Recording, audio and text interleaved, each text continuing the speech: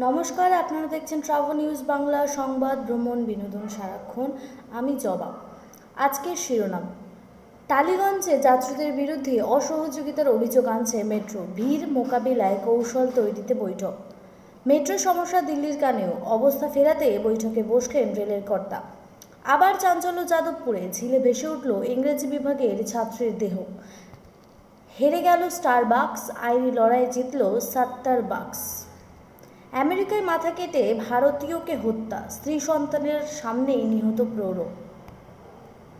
দুমুখ নীতি ট্রাম্পের, তবু নভেম্বরের মধ্যে আমেরিকার সঙ্গে প্রথম দফার বাণিজ্য চুক্তি নিয়ে আশাবাদী ভারত। ব্রাজিলের সাবেক প্রেসিডেন্টের ২৭ বছরের কারাদণ্ড। এবার জিএসটির আওতায় পেট্রোল ডিজেল, বলল সরকার এই কথা। নবান্ন ঘিরে মিছিল, সভার জায়গা নির্দিষ্ট হলো হাওড়ায়। এশিয়া কাপে ভারত পাকিস্তান ম্যাচ থামাতে সুপ্রিম কোর্টে মামলা, শুনেই বিচারপতি কি বললেন।